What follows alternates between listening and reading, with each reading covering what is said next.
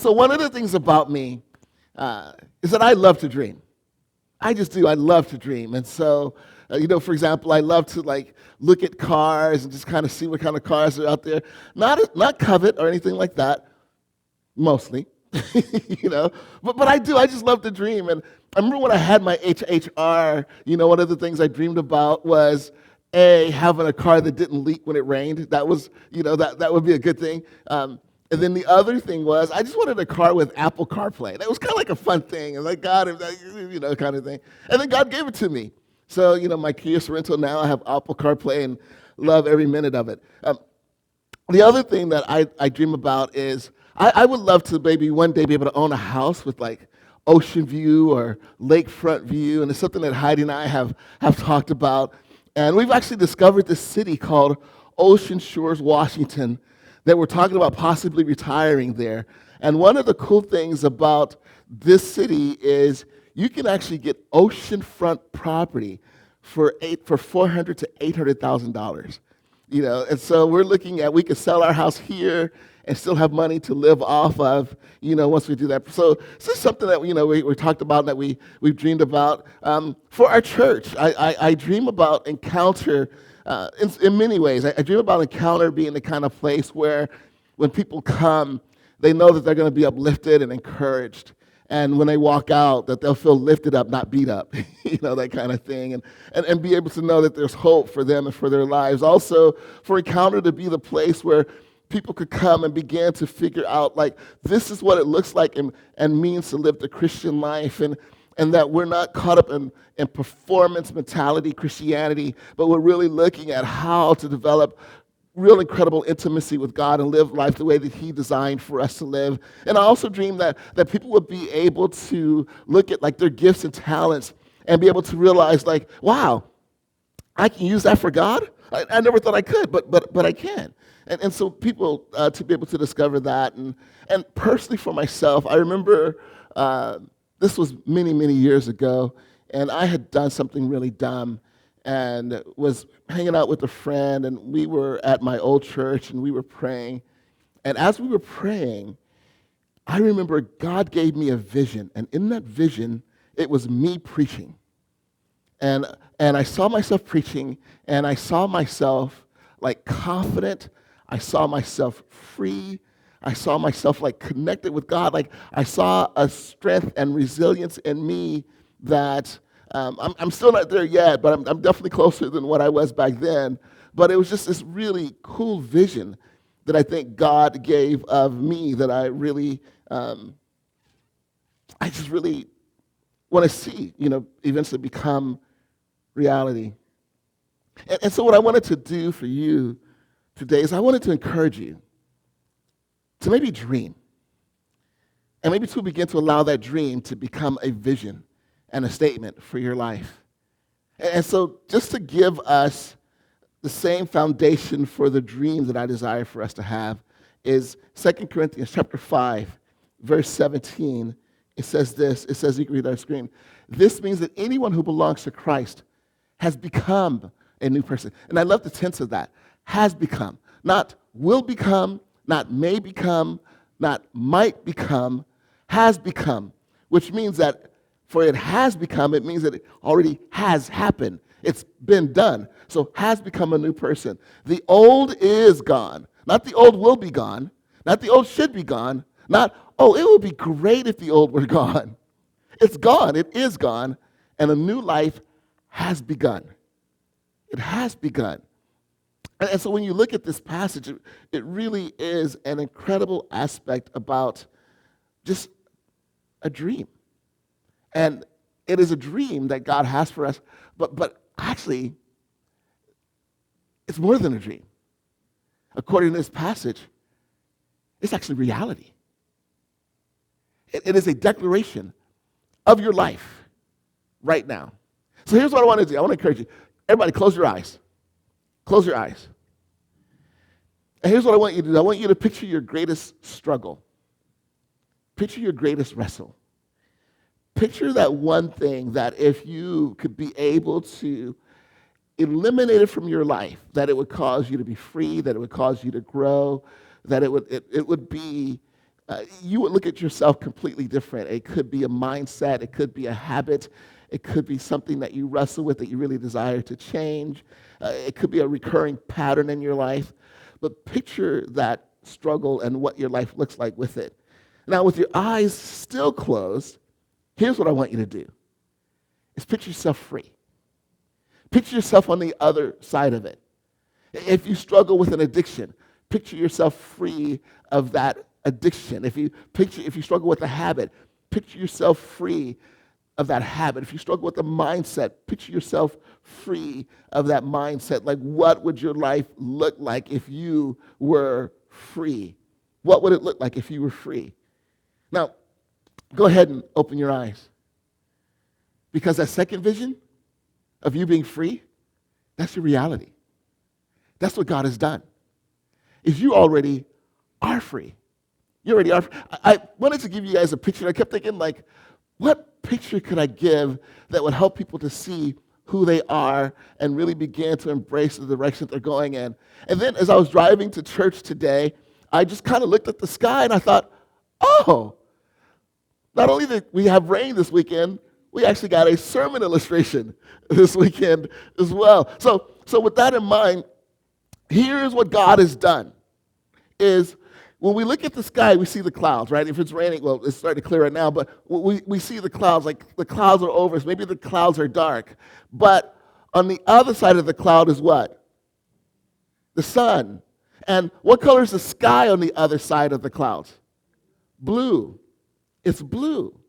And so if we were to take that and say that that's your life, what God has done is God has, through seeing you through the eyes of his son, and for every single one of you, the moment that you said yes to God, yes, I'm committed to living this life, yes, I'm committed to loving you, yes, I believe what Jesus Christ has done for me, I believe that Jesus went to the cross, I believe that Jesus died for me, and I believe that as a result of that I am forgiven for my sins, and not only did he die for me, he rose for me, so he declared sin defeated, he declared death defeated, he declared sin defeated. So because of that, Father, I believe in you, and I believe in what it is that you call, and so I'm committed.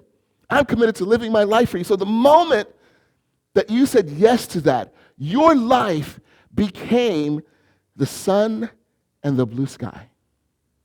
Immediately, that's your life. Now, there's some habits that you may wrestle with, some habits that you may struggle with, and you know what those are? Those are the dark clouds. Those are the rain clouds.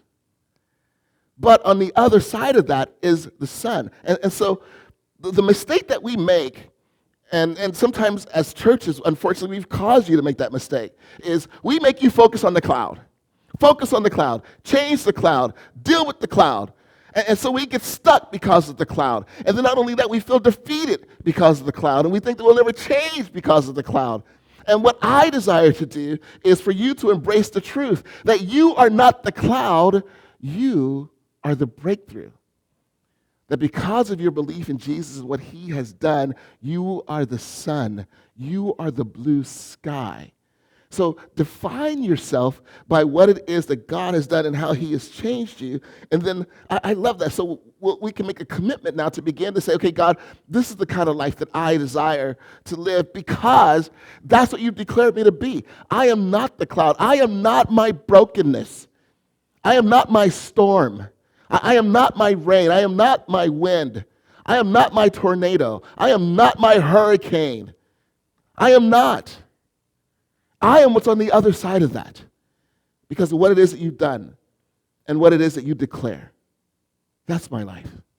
We're in the middle of a series that we're doing that I'm calling the it factor. And the idea behind the it factor is many times what we do is we look at people and we say, there's something. I don't know if I can put my finger on it, but there is just something about you. There's something about you. And what I desire is for us to be able to get to a place where we are able to recognize that we can have that same it.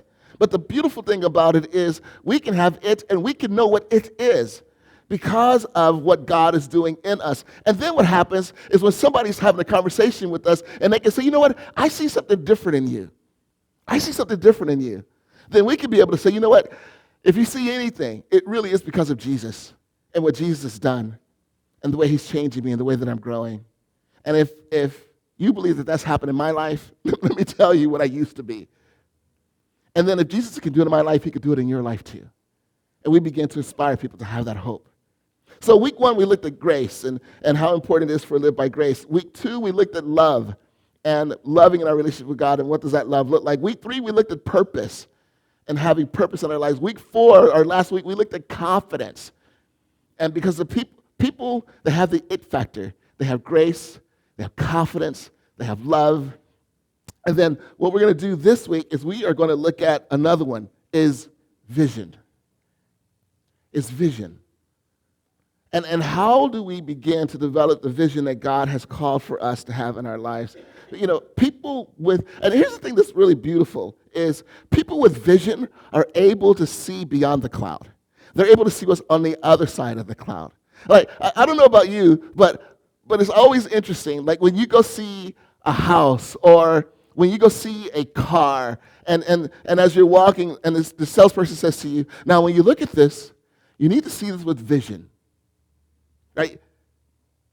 And you know that whenever they say that, you're going to see some junk, right? you're going to see some mess. But what happens is behind that, you're able to see like the bones. You're able to see the potential. You're able to see what it could be. You don't see it as it was. Notice, you don't see it as it was. You see it as it is. And the messed up stuff that you see in front of you, that's what it was. The vision that you see is what it is. And so what God does is God says, look, you are not the clouds. That is what you were. But the sunshine and the blue sky behind it, that is what you are. And so what I'm encouraging us to do is to begin to develop what I would call a biblical vision of your life. And what is a biblical vision of your life? You can see right on the screen. A biblical vision of your life is not about seeing yourself as you once were, but as God declares you to be. A vision of your, and so, and I've done that. Like I've been in churches where they say, how are you doing? And who are you? And some people say, well, you know, I'm just a sinner saved by grace.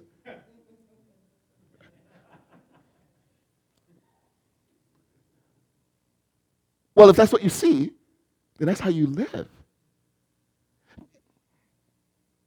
That's why one of the things when you look at Scripture, again, and you see this all the time, that when God meets someone and they have this encounter with him, he never talks to them as they are. He talks to them as he sees them. You are no longer Simon, you are Peter. You are no longer Abram, you are Abraham. So what God does is God sees not you and your faults and your failures. He sees you as he's made you, as he's designed you, as he's called you. He sees you as his son has made you in your life as well. And so here's what I wanted to do this morning, is I just want to hit a few passages, specifically in Colossians chapter 1, that really give us great insight into the power of vision and the way that it can work in our lives. And I want to encourage us to begin to look at how do we implement the power of that vision into our lives as well. So in Colossians chapter 1, verse 11, it says, we also pray that you will be strengthened with all his glorious power, so that you will have all the endurance and patience you need. May you be filled with joy. See, here's the thing, is if you understand the vision that God has of you, again, that you are not what you were, that you are what he has called you and declares you to be, that you are free, that you are whole, that you are healed, then when you have that vision for your life, then it results in two things. One, it results in endurance, that I have the ability to continue to press on. Because here's the beauty of it, I'm enduring for something that already exists, that already is. So again, it's not that I'm trying to be good, it's that I am good. Because that's what he's declared. That's what he's declared. And so because of that, like, there's already a new me. I'm already a new me. And so what I begin to do is I begin to see myself as that new me, and then that just becomes motivation to continue to endure when I wrestle, when I struggle. Because here's the thing, is there's going to be clouds, right? And remember, you see how sometimes the clouds part and then they do what? They come back and there's more storm and there's more. So there's always things that we'll have to process through and work through and go through. But the reality is you will always be the sun and the clear sky. That will always be who you are, no matter how many clouds and no matter how dark the clouds are in your life. That will always be who you are.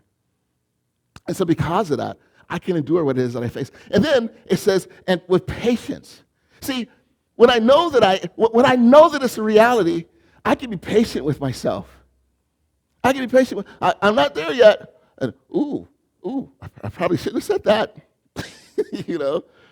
But I know that I'm going to get there. So I can be patient with myself. And here's the beauty of being patient with yourself is now, instead of living like, oh man, I'm defeated, I'll never grow, I'll never change. Now because I'm patient with myself, if I make a mistake, if I fall, if I falter, if I mess up, if I struggle, then what I can begin to do is say, look, there's a new me. God has already declared it to be. So I'm not going to give up on myself. I'm going to be patient with myself. And now what I can begin to do is I can start to look at what can I learn from my failure? What can I learn from my fault? So I can begin to adjust my life and begin to be able to move forward. Colossians chapter 1, verse 12 says, always thanking the Father. He's enabled you to share the inheritance that belongs to his people who live in the light. So here's what happened. Another benefit of vision is it makes me grateful. Like, God, you already done it. You already done it. I am so grateful that there is a greater reality of me than present me. Actually, let me change that. Because that implies present me is not. So let me change that. There's a better reality to me than past me. And although I'm so struggling in my present, God, you've changed me. You've made me whole. You've made me new. So past me doesn't define me. And don't let people, because some people do that. Well, I remember when, and like you can be growing and you can be changing, you can be moving forward. I remember when. And then people bring up like stuff in your past, and you're like, I'm not even that person anymore. And here's the truth. You're not. Even if that past was yesterday. You're not that person anymore. You've been made new in the eyes of God. And so because of that, God, thank you. Thank you. Because I already am victorious. I already am an overcomer because of what it is that you've done on the cross for me. And then not only that, I live in the light. And here's the thing about the light, because I think sometimes the mistake that people make is they think living in the light means that I am perfect, that I have changed. No, you know what light does? I remember once I was walking through a room, and I had just finished watching Friday the 13th, part 6, I think it was. And I was by myself, and so I'm walking through, and I'm at my grandmother's house. And so I turn out the TV, and my grandmother's den was about as big as this room. So I turn out the TV, it's pitch black. So I have to walk through the pitch blackness, and then when you go through the hallway, then once you go through the door, you're in a bedroom. So as I'm coming out and I walk through the door, my stepbrother steps out, grabs me, boo! And then I clocked him, But then what happened is I went over and I did what? I turned on the light. So here's what I want you to know is being in the light doesn't mean that you're perfect. The only that the light does is the light exposes the hazards that are in the darkness. And so as a result of that, now that I live in the light, I can be able to say, oh, that's a hazard. Like I have the power to do that now. Oh, that's a hazard. So I need to try my best to avoid that because that's what used to trip me up. That's what I used to wrestle with. I'm in the light now, so I have a choice to go in a different direction. But here's the thing. Why am I patient with myself? Because it's the reality. Sometimes, and you know we do this, sometimes we see the obstacle and we go, hey, right? I know I should avoid it, but, So with that, you have the capacity now that if you do falter, if you do fail, to be able to say, look, God, forgive me for the mistake that I've made. And I'm going to tell you, I'm going to say this over and over again in the message today. But forgive me for the mistake that I've made. Let me go back. Let me debrief it. Let me learn from my mistake and begin to move forward so that I can try to do things differently. That's the beauty of that passage. Colossians chapter 1, verses 13 and 14 says, for he has rescued us from the kingdom of darkness and transferred us into the kingdom of his dear Son, who purchased our freedom and forgave our sins. He has rescued us. He has rescued us. So imagine you're in the pool and you're drowning and he rescues you. That's what he's done. So what does he do? He pulls you out of the pool. He rescues us. He has rescued us. So again, that's why I am no longer the cloud. The cloud is not the definition of who I am because I have been rescued. I've been rescued. And so now I am the sun. I am the blue sky. I am that which is behind the cloud because I have been rescued. And so because of that, that's what empowers me to be able to live a new life. And I love this. It says that he purchased your freedom. He purchased. Notice the tense of that. Purchased. Right? Which means it's already been bought. It's already been bought. It's already been purchased. So your freedom is your present reality.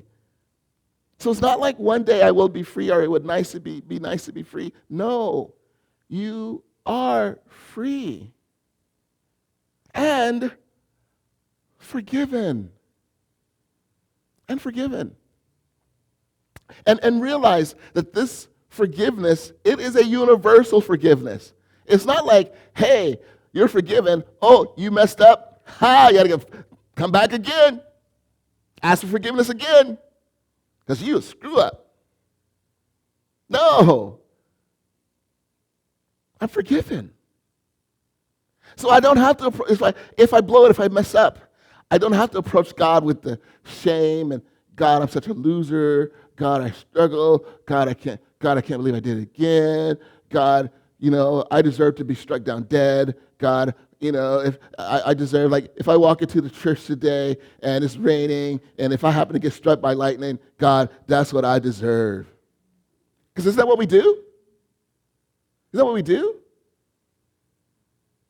No. The scripture says that we are able to approach the throne of grace with confidence. With confidence. Now, that doesn't mean I come to God all arrogant. No. But what I do is I come to God changed. So now, God, I come to you. I'm not happy about what it is that I've done. I recognize my struggle. But God, I also recognize that I'm changed. And that I'm new and that I can be different. And so now I began to live in that reality as well. And so now here's the question. If all of this is true of vision, and I am now the sun and the blue sky, then here's the question is how does that vision now become reality in my life? How does it happen? I found a really great quote, and this quote really does help to explain why our resolutions struggle. It says this, you can see right on the screen. Without action, a vision without action is merely a dream. Action without vision just passes the time. Vision with action can change the world. And so here's what happens with our resolutions is sometimes our resolutions are vision without action. Another term for that is intention. Right? And so we'll do it. And I've been guilty of that. We look at ourselves and, this is the new year. And we begin to think oh, man, this is the year that I'll be different. This is the year that I'll be different. This is the year that I stop cussing and smoking, and this is the year that this is my year. This is my year. I come alive in 2025. This is my year. But the problem is, we still are stuck with seeing ourselves as we are. So there's no vision. So because there's no vision, there's no action. And we don't lead ourselves. And that's the reality, is change doesn't happen through existence. Change happens through intentionality. Let me say that again, because I think that was a good one. You might tweet that. Change doesn't happen through intention. It changes because of action. Change happens because of action. And so, with that in mind, I just want to encourage us to make a commitment to begin to look at our lives. So sometimes we have vision without action, or we have the flip side. We have action without vision. We have action without vision. So we start off the year, right? We throw the packs of cigarette in the trash, we throw the cigarette out, and we think, this is my year. I go through the pantry. I clear out all the chips and all the tortilla chips and all the pita chips and the sweet potato chips and the veggie chips. And I said, this is going to be the year that I replace them with real vegetables, authentic vegetables, organic vegetables. This is my year. Or, you know what?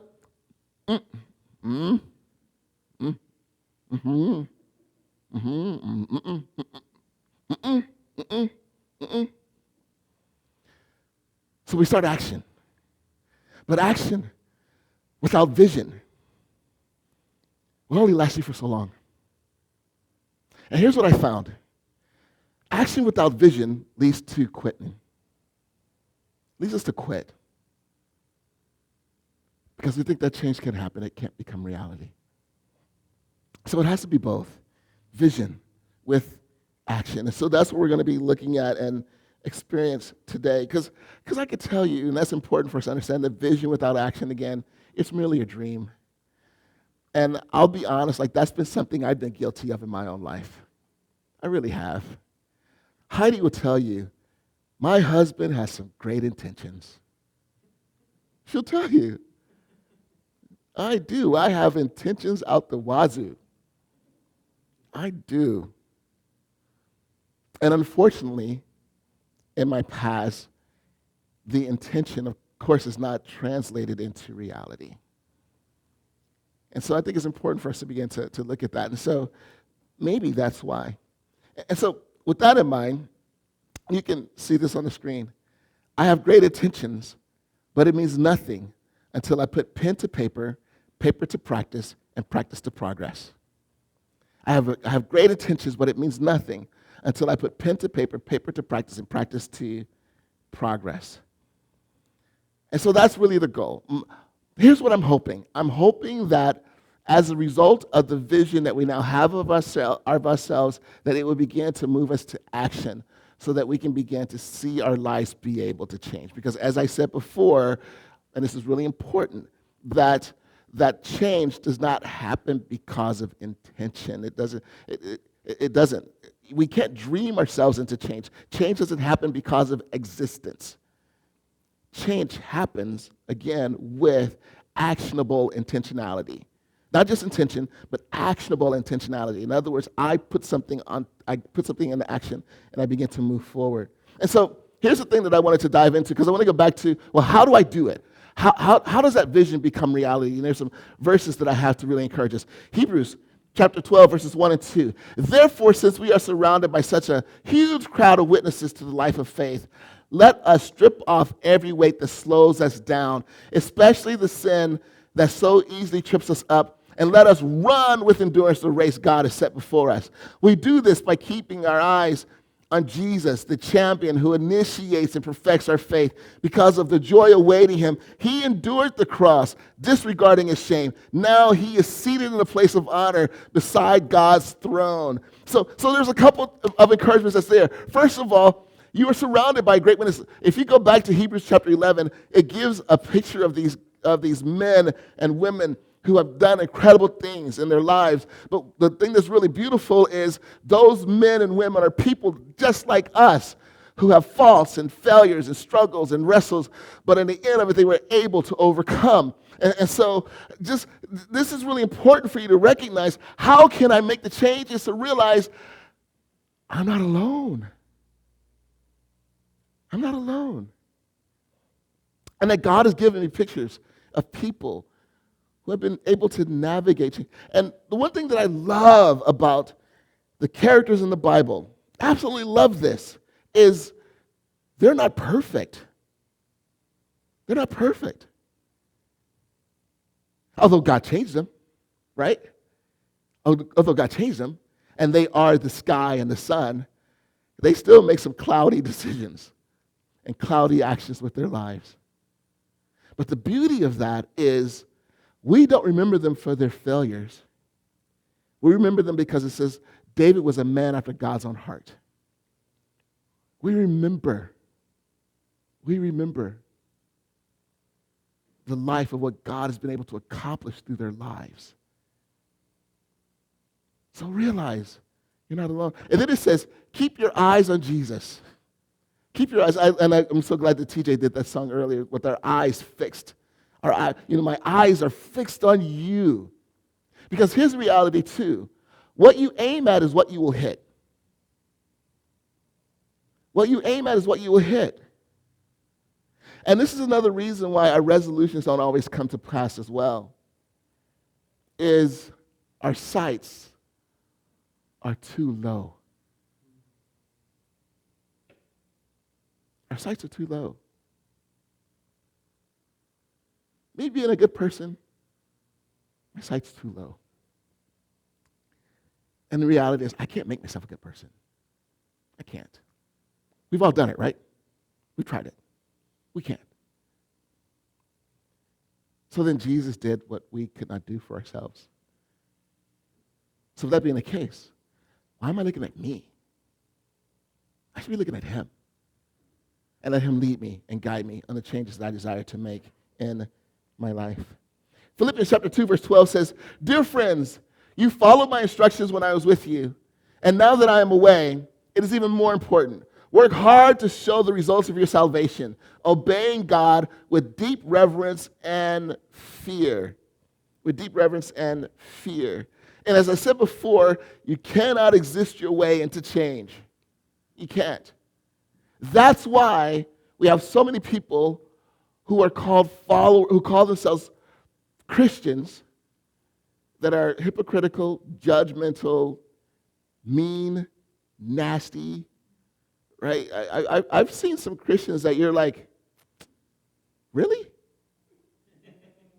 Are you?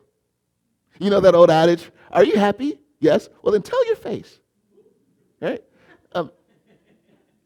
So it's important for us to realize, with this in mind, that ultimately we can't. And so here's what the beauty of this is, and this is what I want to encourage us to understand, is what we can do is now, because and this is important, like I said before, we don't try to be good. The issue is we are good. I don't try to be good in order to be saved. Right? Saved, not burning in hell, fire insurance. I don't be good to be saved. No, it's the actual flip side of that. I'm good because I am saved.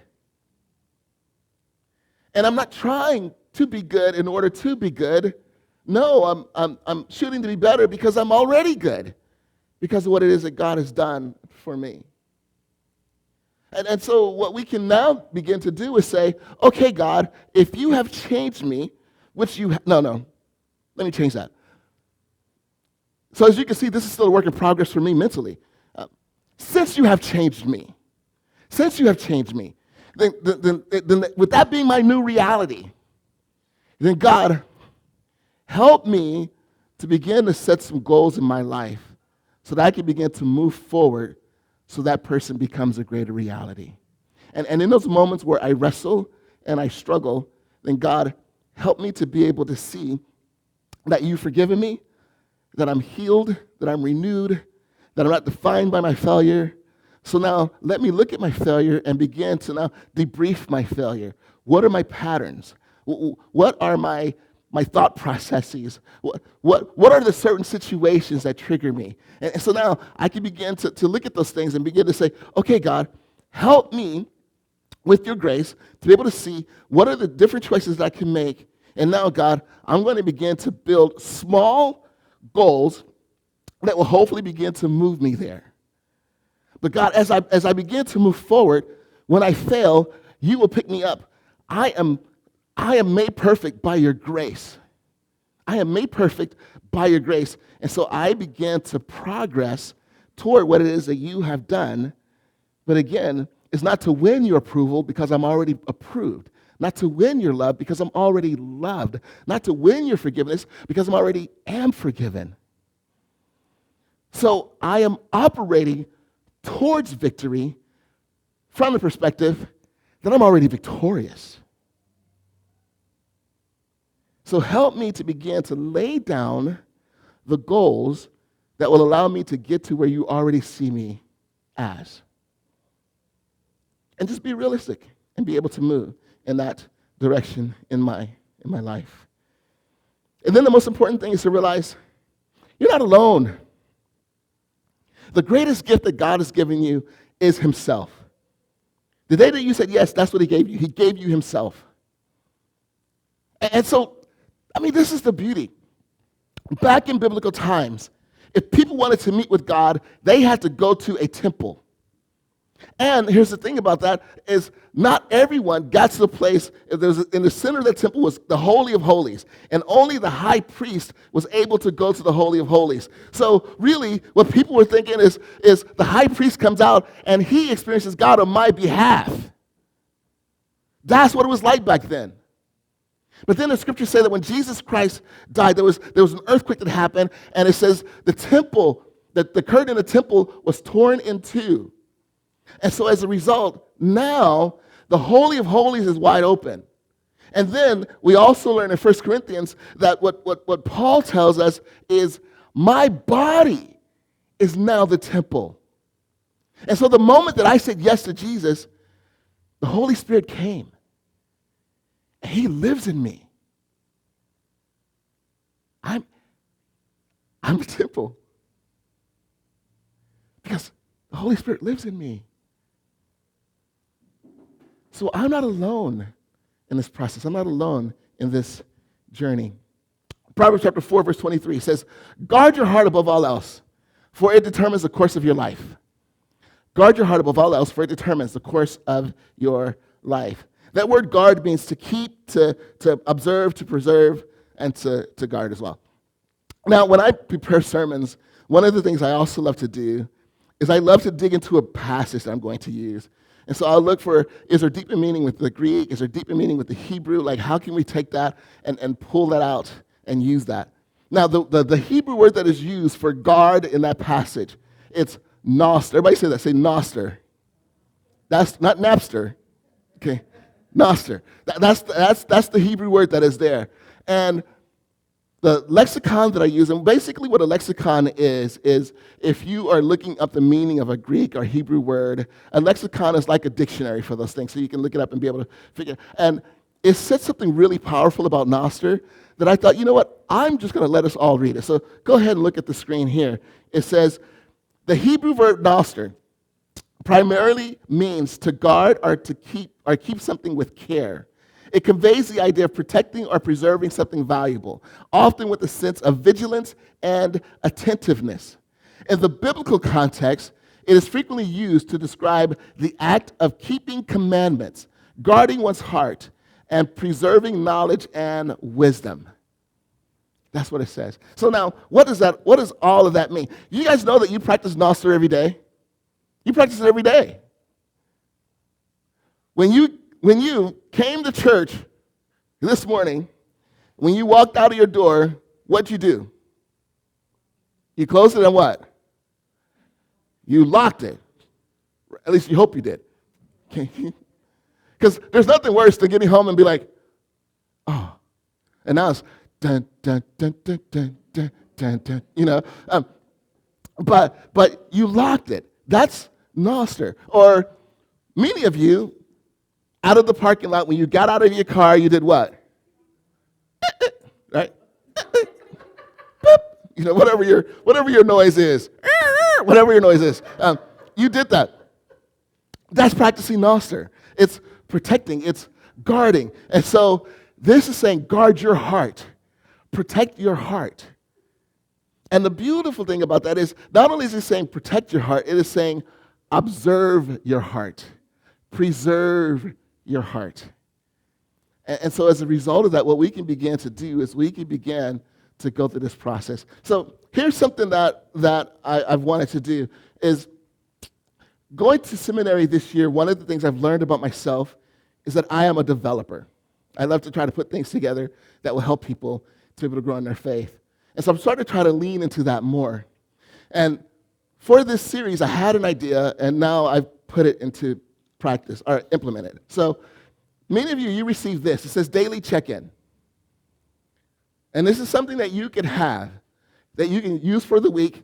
Also, if you're at a point where if you use this and you need more, they will always now be on the welcome table.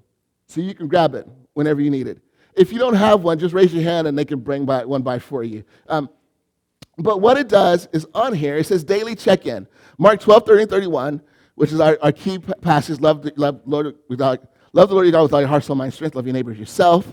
But then what we've done is, here at Encounter, we say love God, love up, love others, love out, love ourselves, love in. And so what I want to encourage us to do is just to kind of look at each day and just say, that's going to be the commitment. I'm going to be someone of love today. That's what I want to do. So at the end of the day, it's just kind of, and you can use it at the end of your day, it's kind of a way to evaluate myself. Like, what way did I show love to God today? What way did I show love to others today? What way did I show love to myself today? And you can just kind of check in with yourself. Now, here's the thing that's really important about this is something meant for observation, not condemnation. Let me say it again. This is meant for observation, not condemnation. A lot of times, and I've seen it where we put Christian things together for someone to use, and then we use it, and we're like, I suck spiritually. So that's matter of fact, I even put it on here. This is not a tool for beating yourself up by focusing on your failures and struggles. You are covered by the grace of God. However, it is a great way to recognize your growth and build momentum. Because that's what the goal of this is. Now, on here, what you can do is as you're going through your week, is there anything that I would do differently? You can kind of write that down. And then you can also write, where am I growing? And then on the last page, on the very bottom, it says goals for next week. And you kind of write that down. So this is a tool that you can utilize. And again, I want to make this really clear. We do not advocate legalism here at Encounter. That's not the goal of this. The goal is not to beat ourselves up. The goal is to simply have a tool that we can be able to use to help us know that we're progressing and moving forward. Because as I said before, you can't exist your way into change. There has to be a process where you're growing and you're developing. The other thing that I've done is on the second sheet, it says vision. It says vision on the top. And it says, as you move towards God's vision for your life, remember this one key truth. God has already changed you. You are not changing to become good. You are changing because you are good. So that's the reminder of that. So then what I did was, on the next part, it says the new you. So what you can do is think about a struggle that you'd like to change. You just write the vision, kind of what we did at the beginning.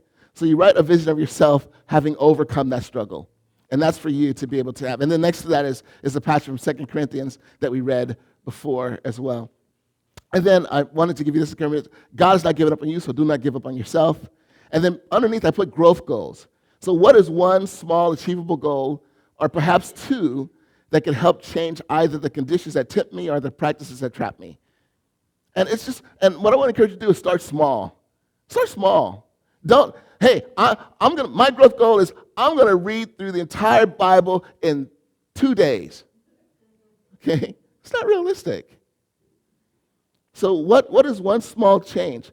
For some of you, the small change might be, you know what, I'm going to go to bed 10 minutes earlier. So for some of you, the small change might be, you know what, I'm going to cut half an hour out of my scroll, or 10 minutes out of my scroll, and use that to hang out and spend time with God. It doesn't have to be something huge.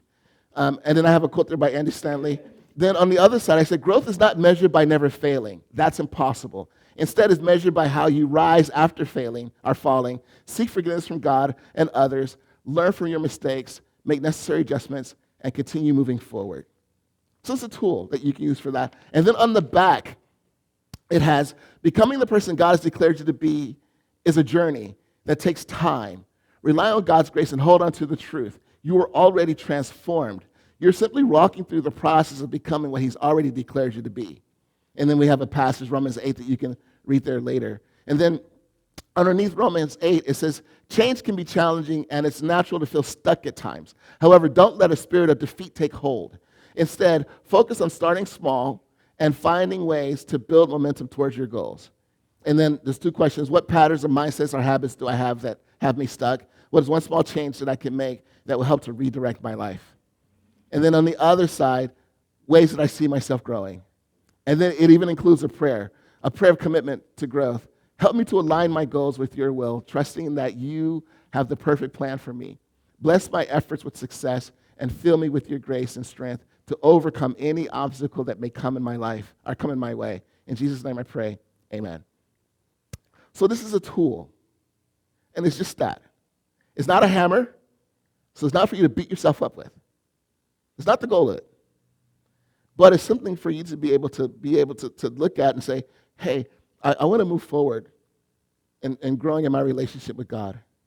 So I would say before you do this, pray first. Pray first. And also, I would encourage you, don't start by changing every wrong thing in your life. Because you'll quit. Because some of y'all messed up. No, just joking. You